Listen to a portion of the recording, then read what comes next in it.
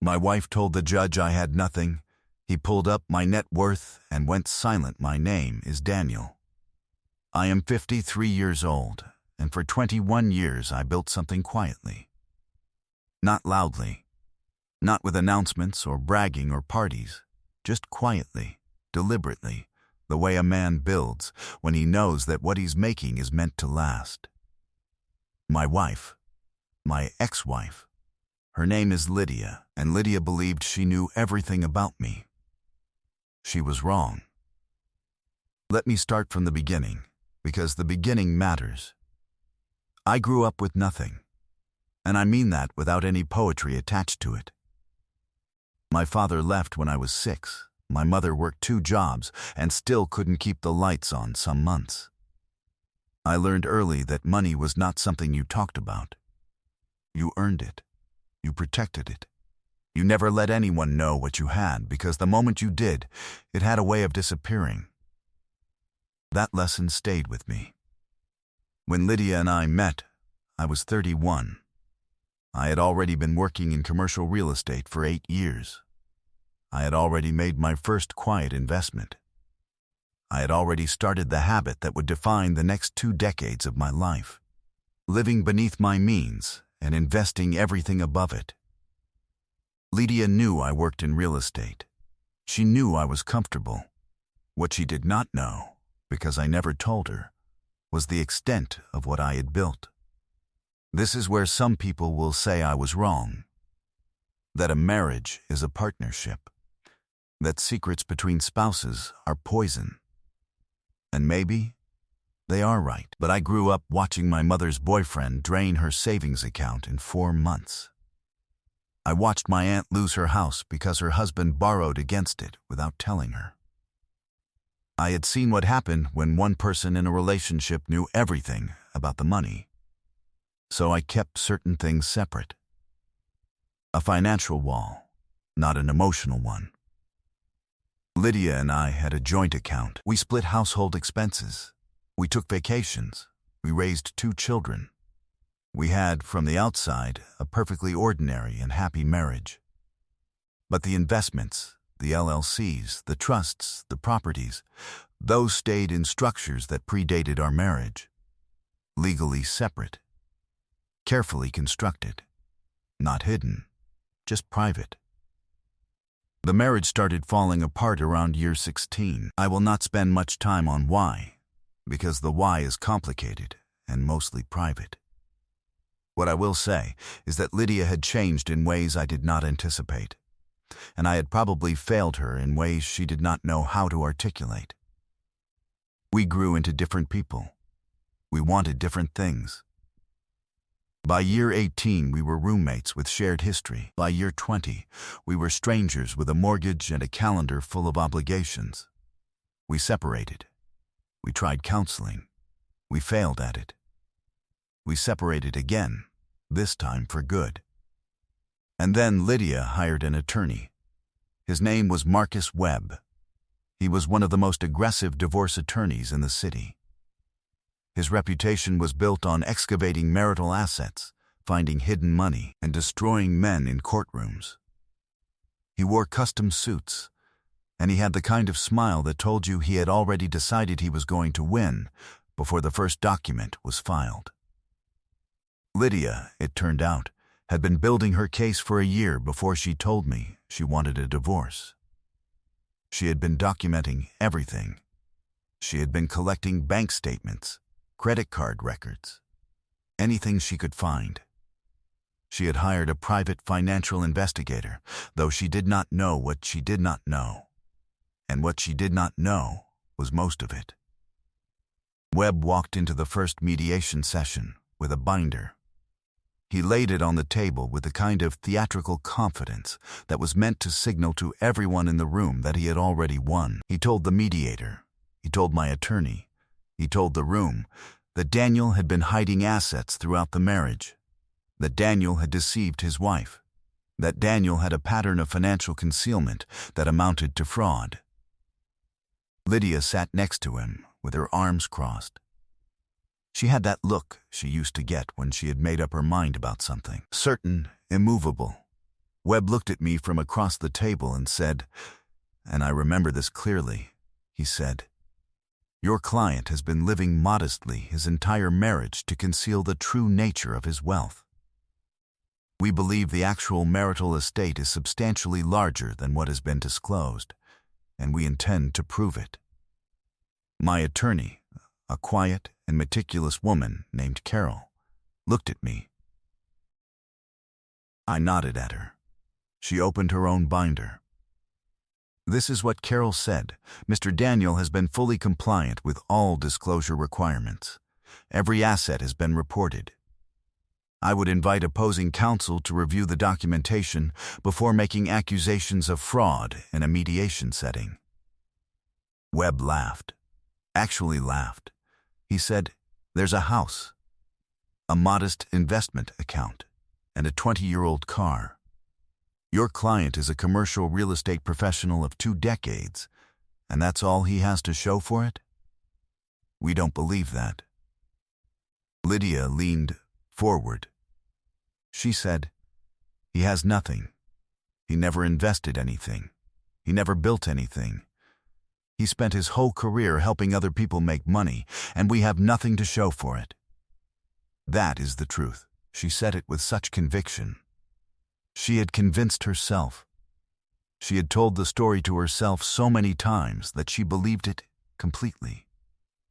The mediator, a retired judge named Harold Stern, looked at me with a question in his expression. He had seen this before. A spouse claiming concealment, an accusation of hidden wealth. It was not unusual. What was unusual was what happened next. Carol said, "We'd like to request a continuance of about 2 weeks. At that point, we will present complete documentation of all assets, their origins, and their legal status as they relate to the marital estate." Webb said, "We'll see you in court then." He thought that was a threat. It was not a threat for me. The next 2 weeks were not stressful for me. They were, in a strange way, clarifying. I had spent 20 years building something carefully. I had never intended for it to become a weapon. But life has its own logic. Carol and her team assembled a document package that was, by her description, the most organized financial disclosure she had seen in 25 years of practice. Every LLC, with its formation date and documentation that it predated the marriage. Every trust, with its structure and legal history. Every property, with its purchase price, appreciation history, and the source of the funds used to acquire it. Every investment account, with complete records going back to before Lydia and I had ever met. The net worth figure, when assembled in total, was significant. It was not a number that suggested a man who had nothing. We went to court. Judge Patricia Harlow presided. She was efficient, sharp, and had absolutely no patience for theater. Webb presented his case first. Lydia had prepared a statement about my frugal lifestyle, my modest car, our small house, the impression she had that we were comfortable but not wealthy. Webb argued that this lifestyle was a deliberate concealment strategy. He used words like fraudulent, deceptive, systematic. Lydia sat in the witness box and said, with complete sincerity, "He told me we had nothing saved. He said he reinvested everything back into his work. I believed him." And then it was our turn. Carol handed the judge the financial disclosure package. I watched Judge Harlow open it. I watched her eyes move across the first page. She turned to the second page, then the third. Then she stopped. The courtroom was quiet. Webb was still composing his next rhetorical move in his head. He had not yet realized what was happening. Judge Harlow looked up from the documents. She looked at me. Then she looked at Carol. Then she looked at Webb. She said, "Counsel, are you aware of the full scope of your client's financial claims in this case?" Webb said, "Your Honor, we believe the disclosed assets represent only a fraction." The judge held up her hand. She said, "I'm asking about your client's claims, Mr. Webb. The claim that your client's husband has nothing, that there are hidden assets, that there's been financial fraud." Webb said, cautiously, "Yes, Your Honor." Judge Harlow set the document down. She said, "The asset total disclosed here is," and she said the number, the majority of which is held in structures that were established prior to this marriage. The documentation of origin and legal status appears to be thorough. I'm not seeing fraud. I'm seeing premarital wealth that was never concealed but also never openly discussed. The room was very quiet. I looked at Lydia. She had gone pale. Not angry. Pale. The specific pale of a person whose entire framework for understanding a situation has just collapsed under them. Webb leaned over and said something to her quietly. She didn't move. Judge Harlow continued. She said that the question before the court was not whether fraud had occurred. She saw no evidence that it had.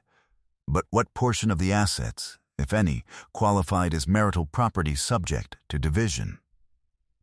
Carol had already prepared for this question.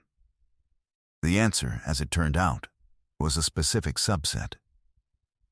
Assets acquired during the marriage using marital funds, appreciation on those assets during the marriage, contributions made jointly.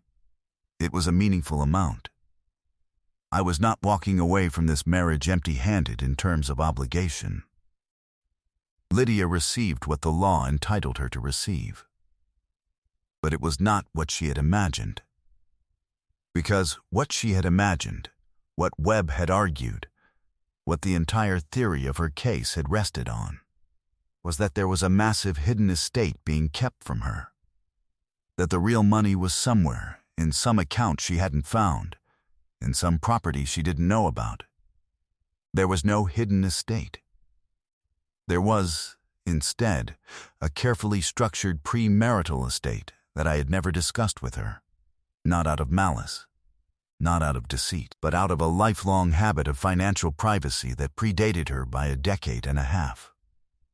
Judge Harlow issued her ruling. After the ruling, there was a moment in the hallway.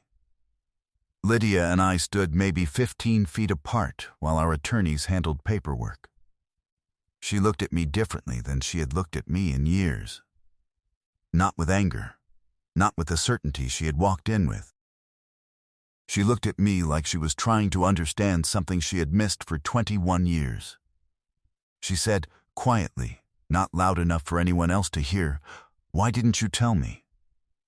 And I thought about that question for a moment. About my mother and the lights going out. About my aunt and the borrowed against house. About the lesson I had carried since I was 6 years old.